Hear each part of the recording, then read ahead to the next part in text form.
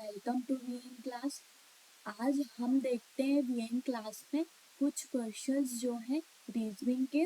तो इसमें मैंने सारे ही टाइप के क्वेश्चंस लिए हैं। तो ये जो आपके टॉपिक्स दिख रहे हैं, ठीक है, ये जो टॉपिक है आपका, फर्स्ट जो टॉपिक है आपका सिलॉक्स है, फिर इनइक्वालिटी है, फिर कोडिंग डिकोडिंग है, फिर ब्लड रिलेशन है, order ranking, direction distance and miscellaneous questions हैं। ठीक है, तो ये सारे टॉपिक के कुछ कुछ क्वेश्चंस हैं और उसका एक वीडियो है। ठीक है, तो इसमें आपको देखो, इसलिए कुछ सारे टॉपिक्स के क्वेश्चंस लिए हैं एक ही वीडियो पे। क्यों? क्योंकि आप डेली बेसिस पे अगर आप सारे टॉपिक्स के क्वेश्चंस लगाते हैं, भले ही वो आप चाहे एक दो क्वेश्चन लगाएं, ठीक है, लेकिन क्वेश्चन जो है सारे टॉपिक के लगाएं तो आपको बहुत ही अच्छा रहेगा। आप आराम से कुछ क्वेश्चंस को सॉल्व भी कर पाओगे और आपका जो रूटीन है ना, ठीक है, रूटीन जो है आपका वो आपका बना रहेगा हर टॉपिक को डेली करने का। ओके, तो हम आते हैं कुछ क्वेश्चंस पे। कुछ क्वेश्चन आप देखो। फर्स्ट क्वेश्चन है, ठीक है, फर्स्ट क्वेश्चन है आपका। फर्स्ट क्वेश्चन आप देखो, मैं बताती हूँ आपको कैसे आप फर्स्ट क्वेश्चन को सॉल्व करते हो। ओके, तो इसमें देखो क्या है, ऑल रेड आर ग्रीन, मतलब कि आपको पता है स्टेटमेंट को आपको देखना है और आपको यहाँ पे कुछ आंसर्स देने हैं। ठीक है, तो आपको देखना all red are green. All red मतलब कि सारे के सारे रेड जो है वो ग्रीन है आपके।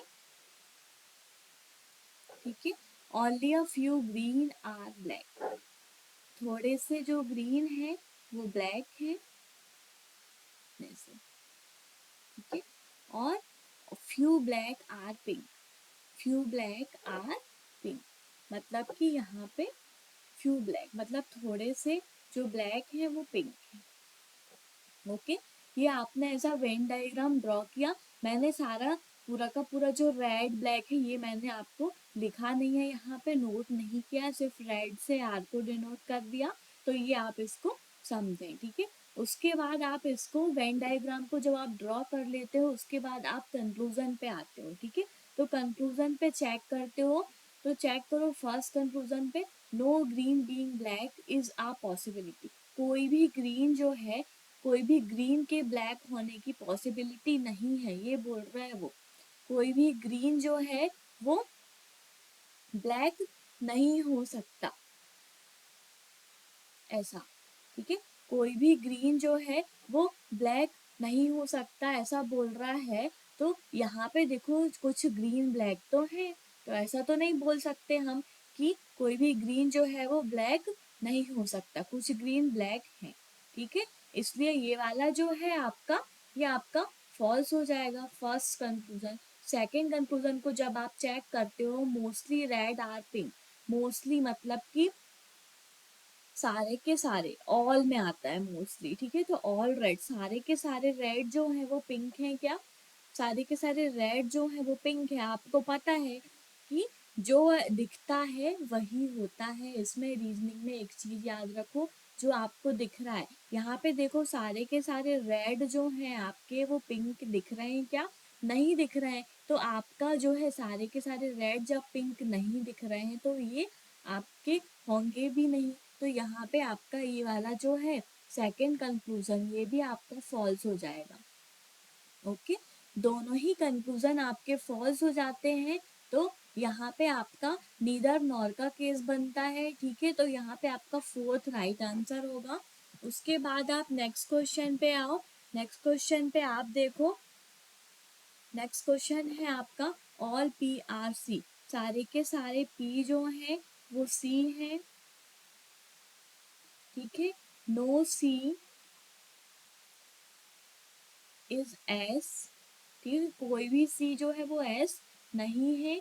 फिर few C, few S R Q, few S मतलब कि थोड़े से एस जो है वो क्यू है। ऐसा आपका ये क्वेश्चन है। अब इसमें आप कंक्लूजन पे आते हो, कंक्लूजन पे आओ और चेक करो कि कौन सा कंक्लूजन आपका ट्रू है या फॉल्स है। Only P are C, only मतलब कि क्या है, ऑल।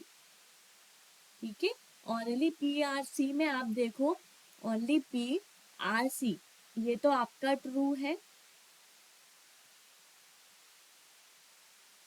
ओनली पी आर सी, ठीक है। ओनली पी आर सी में आप देखते हो कि सारे के सारे पी जो है वो सी है, लेकिन यहाँ पे क्या बोलता है, जब भी ऐसा उल्टा बोलता है तो यहाँ पे इसका उल्टा केस बनता है ना। ओनली में मतलब ओनली पी आर सी बोल रहा है तो मतलब कि ऑल सी आर पी, उल्टा डायग्राम बनता है, ठीक है। तो यहाँ पे आप देखते हो तो ये कंक्लूजन, ये जो फर्स्ट कंक्लूजन है आपका रॉन्ग हो जाता है। क्यों? क्योंकि ओनली पी आर सी है, ठीक है। ओनली सी आर पी आपका नहीं है, तो ये कंडीशन आपकी रॉन्ग हो गई। फिर ये नो एस आर पी, कोई भी एस जो है वो पी नहीं है, कोई भी एस जो है वो पी नहीं है, ठीक है। ये आपका क्यों? क्योंकि सारे के सारे पी सी में है, तो सी जब एस नहीं है, सी जब एस नहीं है तो पी भी एस नहीं होगा। तो यहाँ पे जो है आपका पी और जब सारे के सारे पी जो है, ठीक है, वो सी है, ठीक है। तो जब सी जो है पी एस नहीं है, ठीक है, सी जो है वो एस नहीं है तो पी भी एस नहीं होगा, सही बोल रहा है। तो ये वाली कंडीशन आपकी ट्रू हो जाती है। तो यहाँ पे आपका राइट आंसर होगा only conclusion second is follow. Okay, उसके बाद आप नेक्स्ट क्वेश्चन पे आओ। नेक्स्ट क्वेश्चन पे देखो, ओनली हाउस आर रूम्स, ठीक है। ओनली हाउस मतलब कि सारे के सारे हाउस जो हैं आपके वो रूम है। सम सिटी आर हाउस, कुछ सिटी जो है वो हाउस है, कुछ सिटीज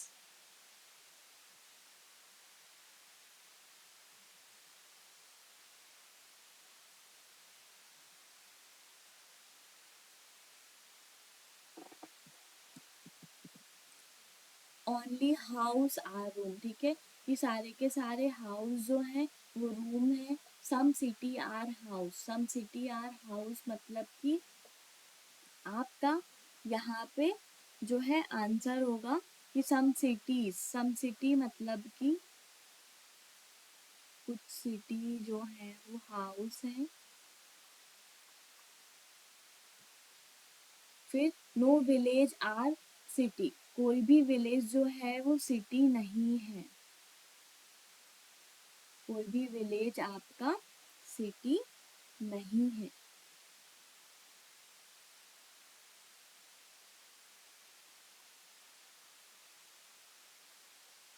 ठीक है, तो आप यहाँ पे चेक करो, नो विलेज आर रूम्स, कोई भी विलेज जो है वो रूम नहीं है, कोई भी विलेज जो है वो आपके रूम नहीं है।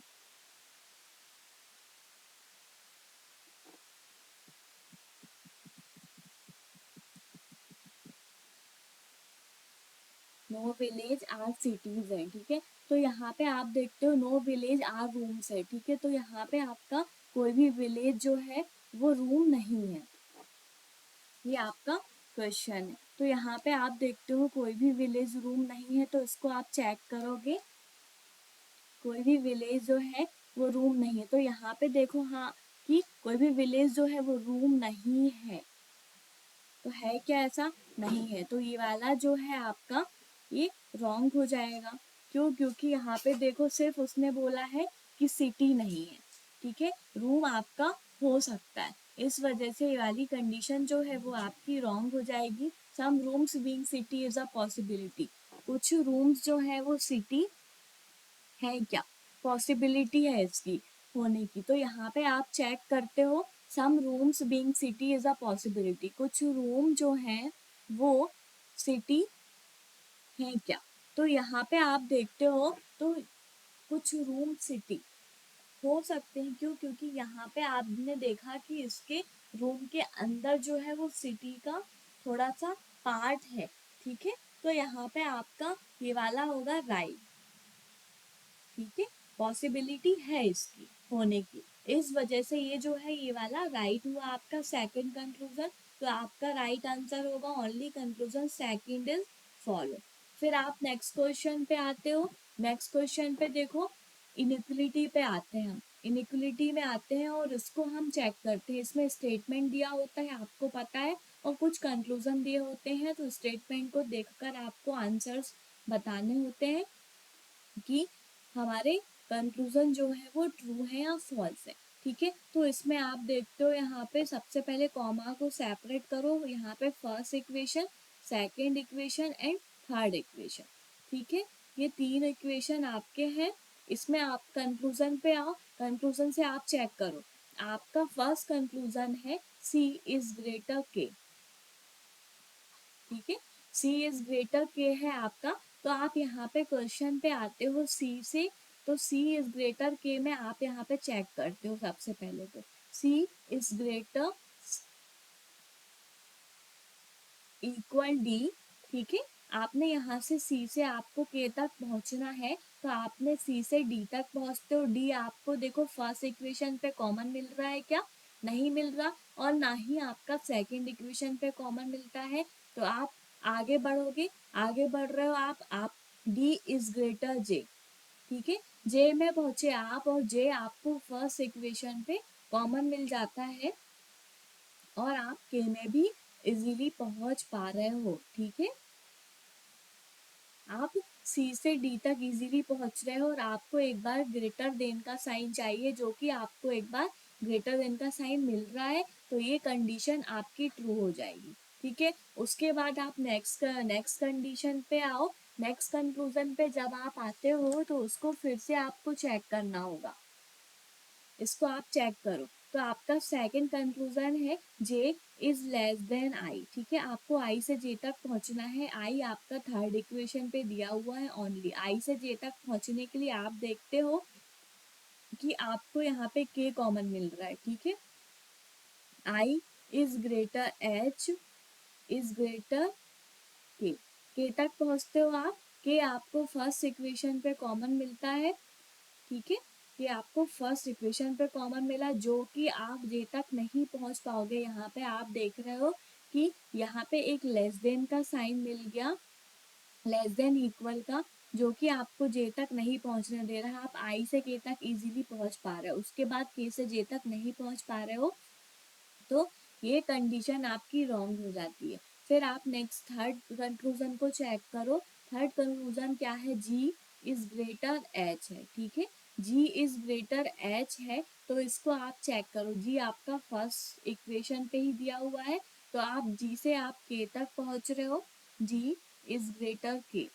ठीक है, फर्स्ट इक्वेशन से आप के तक पहुंचे। के बाद आप आगे नहीं बढ़ पाओगे, क्योंकि आपका एक लेस देन इक्वल का साइन मिला।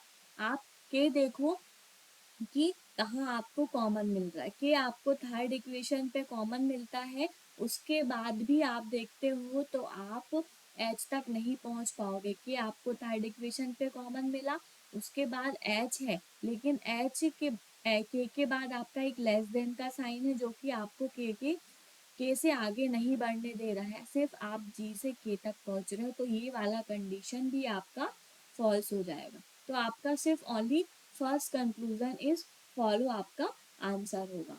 उसके बाद हम नेक्स्ट क्वेश्चन पे आते हैं।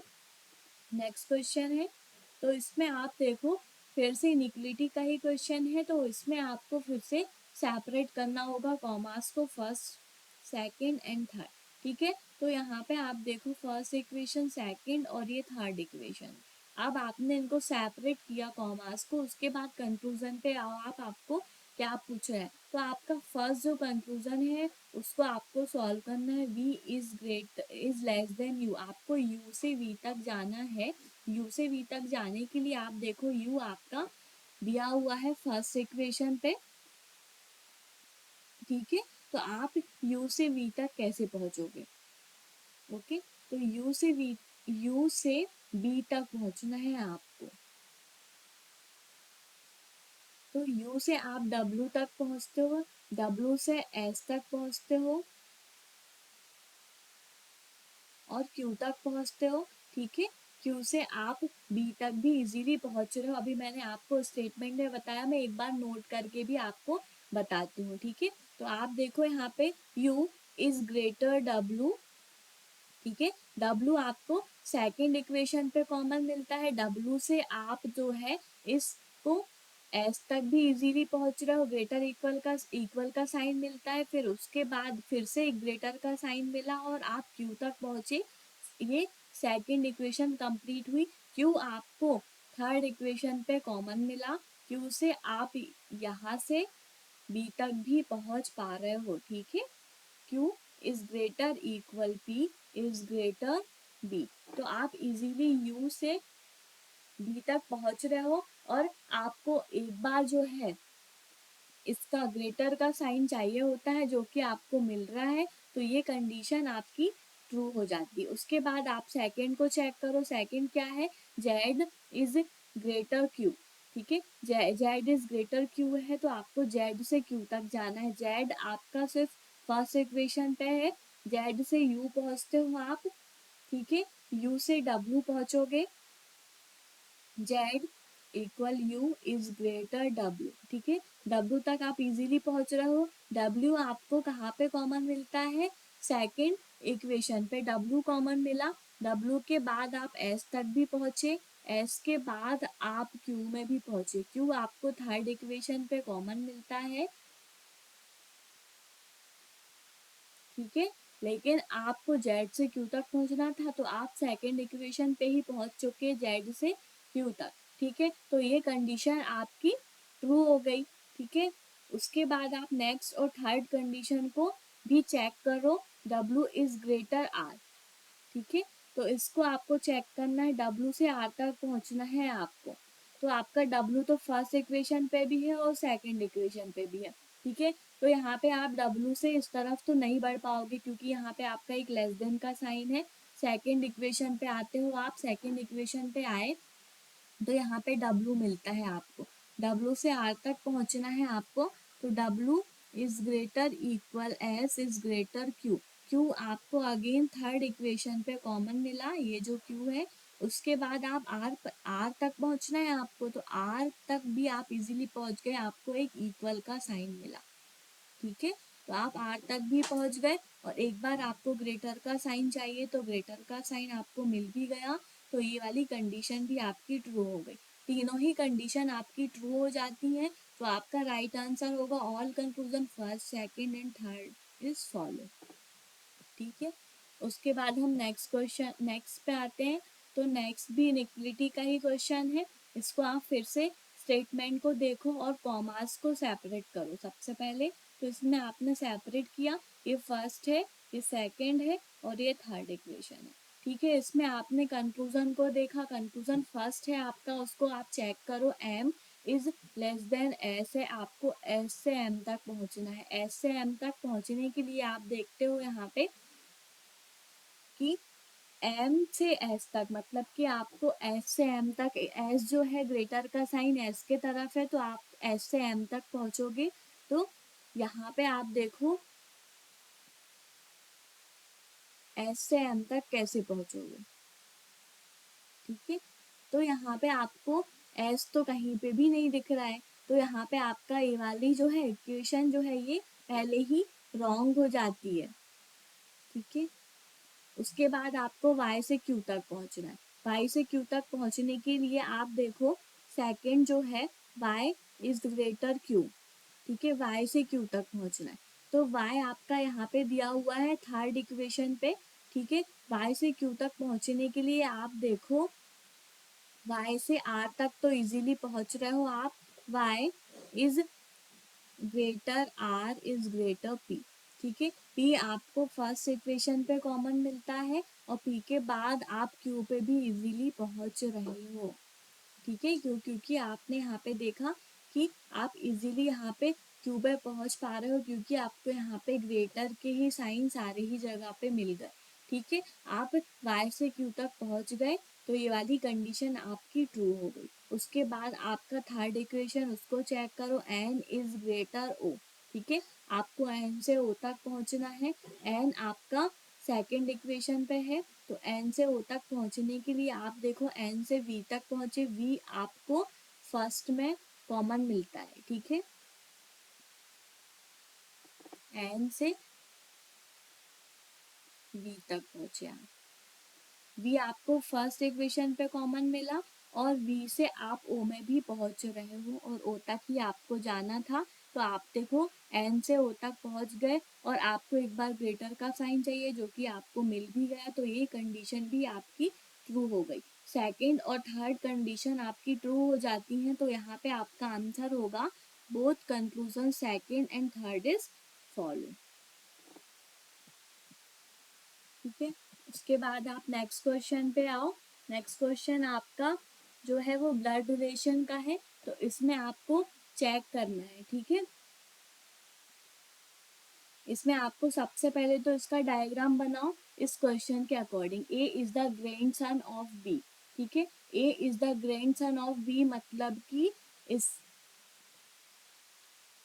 मतलब कि क्या होगा कि ए जो है वो उसका सन है, मतलब कि ए इज ग्रैंड सन, मतलब कि आपको पता है कि सन में आप मेल में आपका स्क्वायर को आप डिनोट करते हो मेल को, और फीमेल को आप सर्कल से, और कपल्स को आप जो है डबल लाइन से डिनोट करते हो।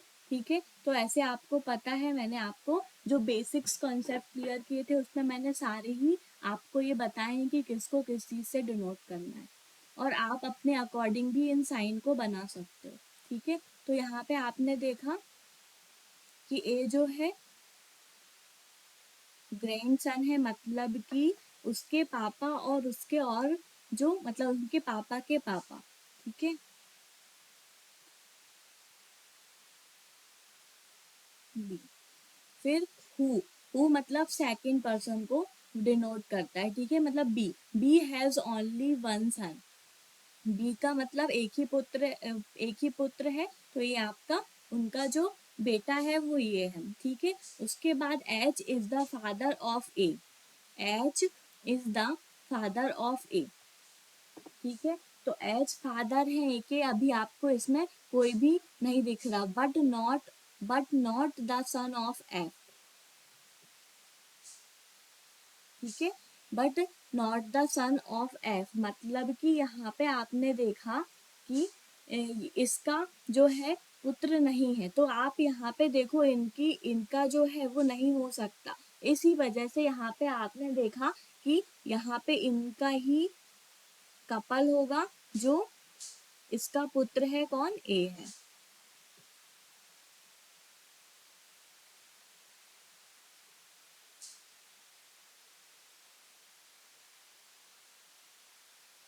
ठीक है, और फिर उसके बाद आपने देखा यहाँ पे नेक्स्ट है F is married to B. F is married to B मतलब कि यहाँ पे आपका कपल है जिनका ये जो है इसका एफ होगा। ठीक है,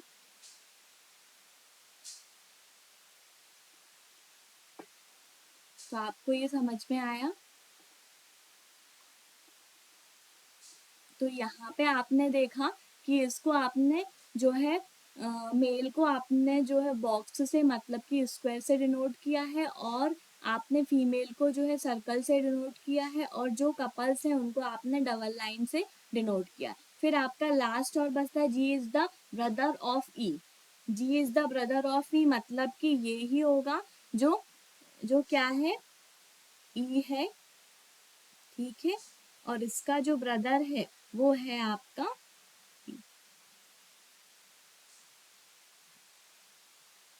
ठीक है, ये हमारा क्वेश्चन जो है ये कंप्लीट होता है। अब हम इसमें एक क्वेश्चन दिया है, how is A related to ji.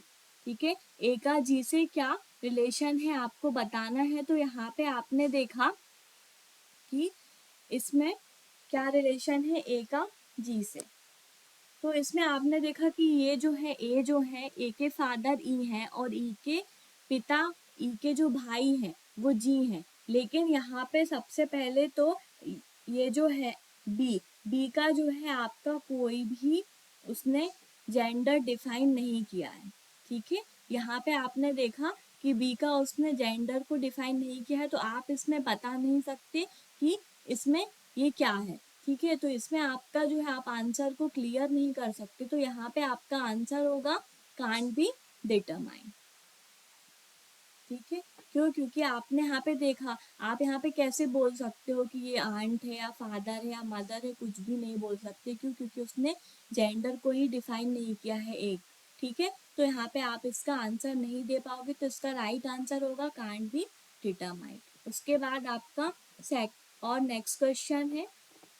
Next question पे आप देखो, इसमें एक सीरीज दी हुई है, तो इसको आपको चेक करना है। ठीक है, तो इसमें जो सीरीज है आपकी, उसमें अरेंज करना है। इसमें in the given arrangement how many such odd numbers are there which are immediately preceded and succeeded by an even number. ठीक है, तो यहाँ पे आपको देखना है कि कौन सा ऐसा नंबर है जिसके पहले और बाद में जो है वो इवन नंबर आता है, एक ज़्यादा। मतलब कि आपने यहाँ पे देखा इवन नंबर आपका यहाँ पे इस पूरी सीरीज में आपको चेक करना है। तो यहाँ पे आपने पूरी सीरीज में जैसे चेक किया, तो आपने यहाँ से तो आप चेक नहीं कर सकते, क्योंकि आपको दोनों ही तरफ का देखना है। ठीक है, तो यहाँ फर्स्ट आपने सेकंड से चेक करना स्टार्ट किया, तो सेकंड से आपने देखा ये आपने 1 को लिया, तो 1 में आपका ये इवन आया, और फिर उसके बाद फिर एक और आया। ठीक है, फिर आपने फिर 1 को लिया, 7 8 यहाँ पे नहीं आता है। फिर उसके बाद फिर आगे बढ़ो आप, तो इवन नंबर 2 8 यहाँ पे भी नहीं आ रहा। फिर और आगे बढ़ते हो आप, तो यहाँ पे देखो 4 2 1 ये भी नहीं है। ठीक है, तो यहाँ पे आप और आगे बढ़ो, सारी सीरीज को चेक करो कि आपके इवन नंबर जो है वो आने चाहिए, और वहाँ पे एक जो है एक एक्स्ट्रा जो नंबर है वो आना चाहिए। ठीक है, तो यहाँ पे आपने देखा 1 है, 2 इवन है, उसके बाद एक और जो है वो ऑड नंबर है। ठीक है, फिर नेक्स्ट में आपने चेक किया 1 को, यहाँ पे देखा फिर से, तो यहाँ पे फिर इवन नंबर है, और एक फिर 5 जो है वो ऑड नंबर दिख रहा है। फिर 3 में लिया तो 3 ये नहीं हो सकता, और 2 में लिया तो यहाँ पे सामने आपका फिर से एक ऑड नंबर दिख रहा है। ठीक है, तो यहाँ पे आपने देखा कि 1 आपको एक बार मिला, फिर एक बार अगेन मिला, फिर अगेन 3 बार आपको जो है 1 मिला, और तीनों बार में आपको वो जो सीरीज उसने बोला है कि इवन और ऑड का जो सेंटेंस है, तो उसमें आपका जो है राइट आंसर होगा 1। ठीक है, उसके बाद आपने नेक्स्ट क्वेश्चन पे आओ। नेक्स्ट क्वेश्चन आपका क्या है? कोडिंग डिकोडिंग का क्वेश्चन है। कोडिंग डिकोडिंग में आपको पता है कुछ वर्ड्स दिए होते हैं और उनके कुछ कोड्स दिए होते हैं। ठीक है, तो आपको कुछ वर्ड्स के कोड आपको निकालने होते हैं, और आपको यहाँ पे कुछ कॉमन वर्ड्स दिए होते हैं। ठीक है, तो उनके कोड भी आपको, और कोड भी आपके उसके अकॉर्डिंग ही रहते हैं। तो यहाँ पे आप वर्ड्स को नोट करो। फर्स्ट सेंटेंस से आप वर्ड को नोट करना स्टार्ट करो। जो डबल वर्ड है उनको आपको डबल बार नोट नहीं करना है। ठीक है, matter, can, work, first line complete. फिर वर्क आपका नोट हो चुका, रजिस्ट, अंडर प्रेशर, इसमें से 3 वर्ड आपको नोट करना है सेकेंड लाइन से।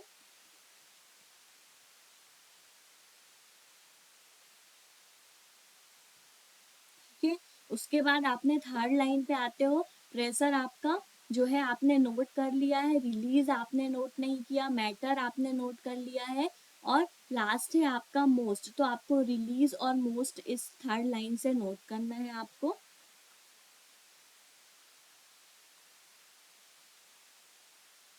उसके बाद लास्ट लाइन पे आते हैं हम, तो उसमें आपका सारे ही वर्ड्स आपके कैन, रजिस्ट, मोस्ट, ये 3 वर्ड्स तो नोट हो चुके हैं। सिर्फ आपका एक वर्ड बचता है अराउंड। ठीक है, उसको आपको नोट करना है। ठीक है, कॉमन वर्ड्स जो है उनको आपको सिंगल टाइम ही नोट करना है। ठीक है, उसके बाद अब आप यहाँ से कोड को चेक करते हो। तो आप यहाँ से कोड कैसे निकालते हो? सबसे पहले आपने देखा है यहाँ पे क्या क्या कॉमन वर्ड्स है, सबसे पहले उनके कोड निकालो आप। तो यहाँ पे आपने देखा मैटर जो है वो कॉमन वर्ड है, मैटर, और एक और जगह पे आपका थर्ड इक्वेशन, थर्ड स्टेटमेंट है, उसमें आपका मैटर वर्ड कॉमन है। तो फर्स्ट और थर्ड में ऐसा कोड भी होगा जो फर्स्ट और थर्ड में सेम होगा। तो यहाँ पे आपने चेक किया फर्स्ट और थर्ड में कौन सा कोड जो है वो सेम है, आपको दिख रहा होगा। सी डी जो है वो आपका सेम दिख रहा है, तो मैटर का कोड आपका CD हो गया।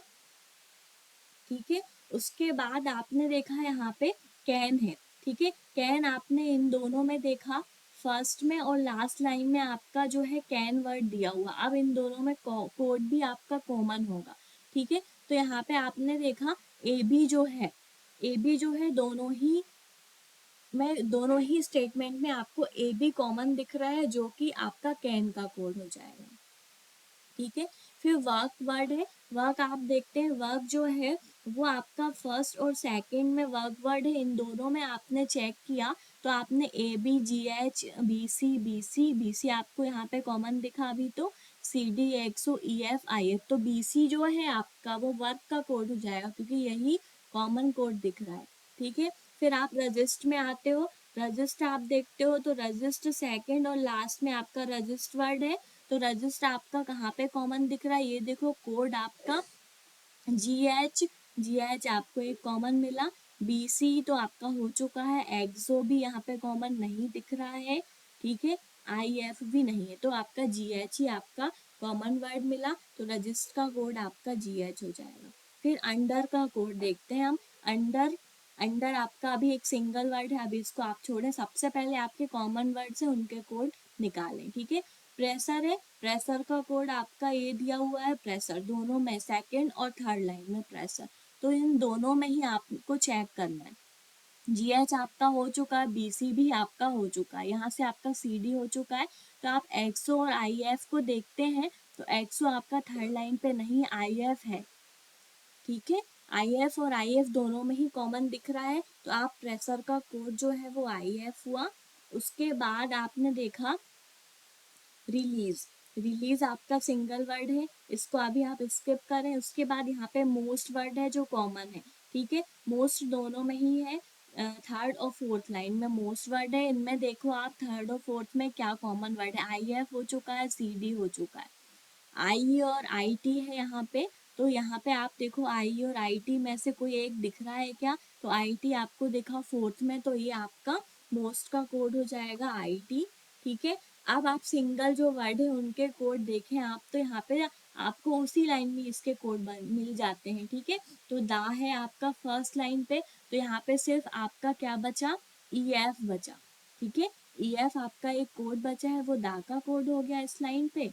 और सेकेंड लाइन पे आप देखते हो अंडर वर्ड है, अंडर का आपका GH BC IF हो चुका था, सिर्फ एक्सो बचा था, तो एक्सो जो है अंडर का कोड हो गया। फिर रिलीज है, रिलीज आप देखते हैं तो IF हो चुका था, CD भी IT भी, सिर्फ I बचा है, तो I इस लाइन से आपका रिलीज का कोड हुआ। और लास्ट लाइन पे आपका अराउंड वर्ड है, अराउंड वर्ड में आपके जो कोड है वो देखो आप, आपका ABB हो चुका है, GHB ITB, सिर्फ IX बचता है जो अराउंड का कोड हो जाएगा। तो ये आपका सारे कोड आपके ने निकाल लिए हैं। ठीक है, अब इसमें एक क्वेश्चन है, उसका आपको आंसर देना है, इसमें कुछ क्वेश्चंस है। ठीक है, तो यहाँ पे आपने फर्स्ट क्वेश्चन पे आपका what is the code for दा का कोड आपको बताना है। आप यहाँ पे जाते हो, आपने निकाला है दा का कोड क्या है, EF है, तो इसका राइट आंसर आपका EF हो गया।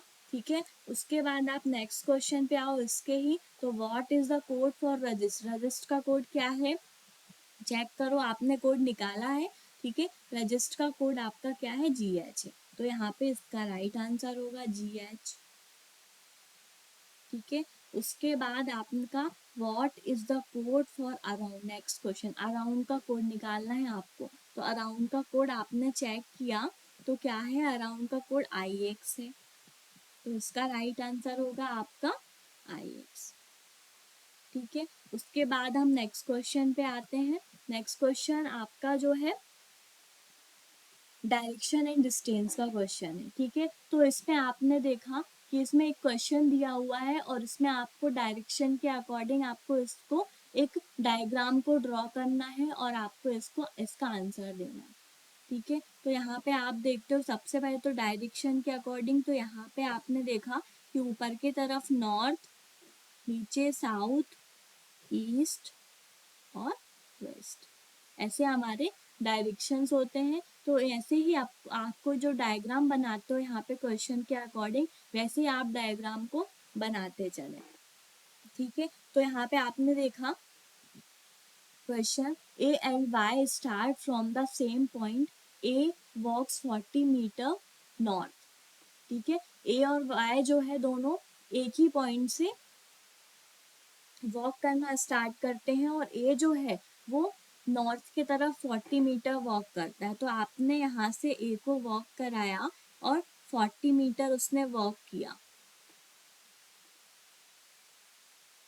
ठीक है, उसके बाद next, then turns west and walk 80 metre. अब यहाँ से उसने 80 मीटर टर्न लिया वेस्ट की तरफ। वेस्ट आपका देखो यहाँ पे इस तरफ है, उसने ऊपर की तरफ वॉक किया, उसके बाद वेस्ट आपका जो है आपके लेफ्ट हैंड साइड वो वॉक करेगा। ठीक है, तो यहाँ पे आपने देखा नॉर्थ में जब भी हो आप, तो आपका जो राइट है वो राइट है और आपका जो लेफ्ट है वो लेफ्ट है। और ऐसे ही आप डायरेक्शन पे देखते हो, जब आप नॉर्थ की तरफ हो तो ऐसे ही उसमें वॉक करना है आपको वेस्ट की तरफ, तो आप लेफ्ट हैंड तरफ वॉक करोगे। ठीक है, तो यहाँ पे आपने वॉक किया 80 मीटर।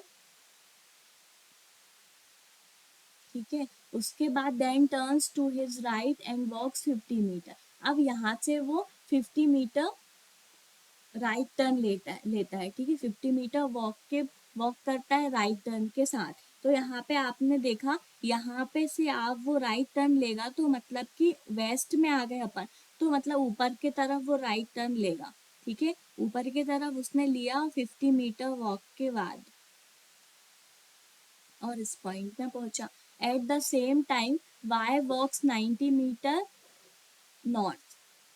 ठीक है, ठीक है, तो यहाँ पे आप देखते हो कि सेम टाइम में वाई मतलब कि दोनों के स्टार्टिंग पॉइंट जो है वो वही है। ठीक है, तो यहाँ से आपका आपने ये डॉट से ये वाला जो एरिया है ये कंप्लीट किया। ये इसकी जो डिस्टेंस है आपकी, ये भी आपका 50 मीटर होगा और ये आपका 80 मीटर होगा। ठीक है, तो ये जो एरिया है आपका, ये जो है वाई, क्योंकि यहाँ पे है सेम उससे आपने जो है वॉक करना स्टार्ट किया था, तो ये जो पूरा है आपका, ठीक है, ये आपका 90 मीटर होगा।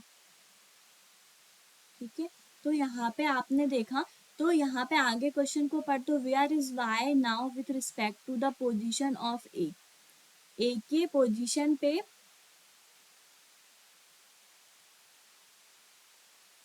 ए की रिस्पेक्ट में जो है वाई की पोजीशन आपको बतानी है। तो यहाँ पे आपने देखा कि क्या होगी ए के रिस्पेक्ट में वाई की पोजीशन। ठीक है, तो यहाँ पे इन दोनों का जो है टोटल, यहाँ पे आपने देखा तो ए के रिस्पेक्ट में क्या होगी, क्योंकि यहाँ पे आपने लास्ट पॉइंट तो आपका यहाँ पे होता है एंड। ठीक है, लेकिन उसने सेम पॉइंट से स्टार्ट किया था, तो इन दोनों की जो टोटल डिस्टेंस है वो 90 मीटर हो रही है।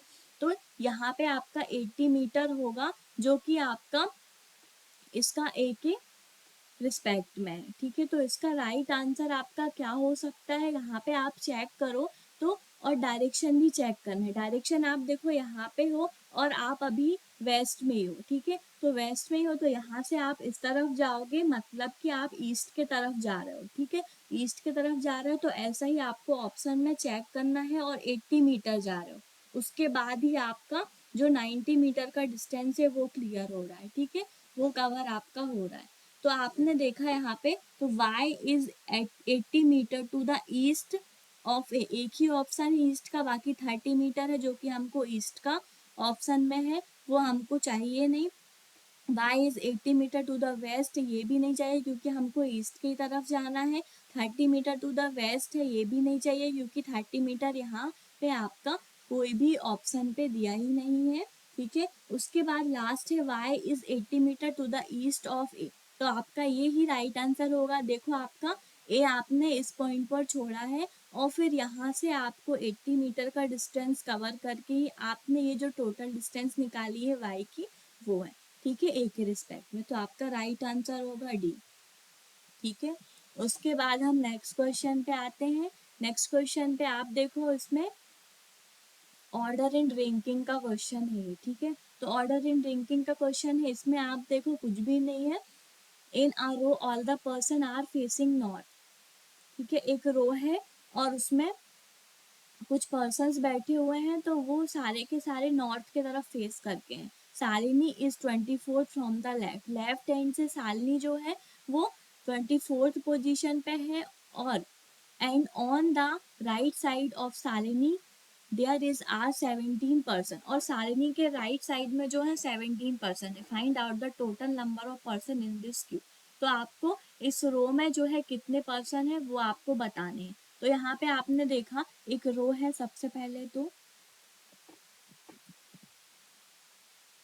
एक आपने रो ड्रॉ किया और रो का जो राइट नॉर्थ की तरफ फेस है आप इन सब का, तो मतलब कि सारे जो पर्सन है वो ऊपर की तरफ देख रहे हैं।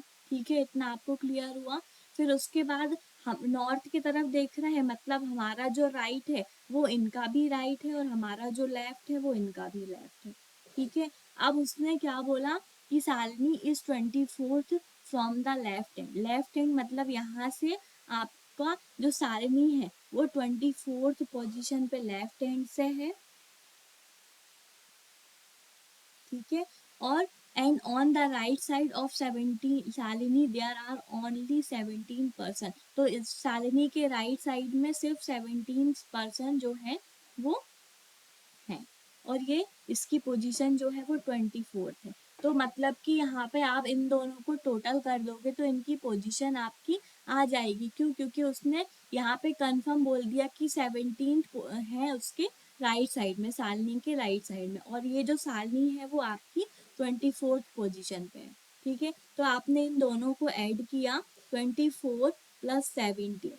ठीक है, 24 प्लस 17 किया तो 7 और 4 कितना हुआ? 11। 11 मतलब 1 और 1 मतलब 2 1 3, 2 1 3 एंड 4, तो मतलब 41 आपका यहाँ पे आंसर होगा। ठीक है, आपको 1 माइनस नहीं करना है। क्यों? क्योंकि इसने ये नहीं बोला कि आपको पता है कैस किस टाइप के, और मैंने इस टाइप के क्वेश्चन भी कराया है, क्योंकि आपका जो एक फॉर्मूला है उसके अकॉर्डिंग इस क्वेश्चन को आप नहीं करोगे। ठीक है, तो यहाँ पे आपने देखा कि उसने क्या बोला, लेफ्ट हैंड से 24th पोजीशन पे है शालिनी और उसके राइट साइड में 17% है। तो इन दोनों को आपको टोटल करना है, क्योंकि इसमें आपको सिर्फ बताना है कि इस रो में कितने पर्सन जो है वो है। ठीक है, तो आपने बताया 14% इन दोनों को ऐड करके, तो आपका राइट आंसर होगा 41%। उसके बाद आप नेक्स्ट क्वेश्चन पे आते हो। नेक्स्ट क्वेश्चन, अब आप यहाँ पे देखो ये लास्ट क्वेश्चन है हमारा, और आप देखते हैं यहाँ पे कि ये सारे टॉपिक्स जो हैं क्लियर हुए हैं। तो ऐसे आप सारे टॉपिक को डेली डेली सॉल्व करते हो तो आपके दिमाग में जो है सारे के जो फॉर्मूले हैं या फिर ट्रिक्स बोलते हैं कुछ भी, तो आपके ये सारी चीज़ें आपके दिमाग में रहेंगी। तो आप डेली ही क्वेश्चन को सॉल्व करें सारे टॉपिक्स को लेकर। ठीक है, तो यहाँ पे आप सॉल्व करते रहें सारे क्वेश्चन। अब नेक्स्ट क्लास में हम और भी क्वेश्चंस को देखते हैं। ठीक है,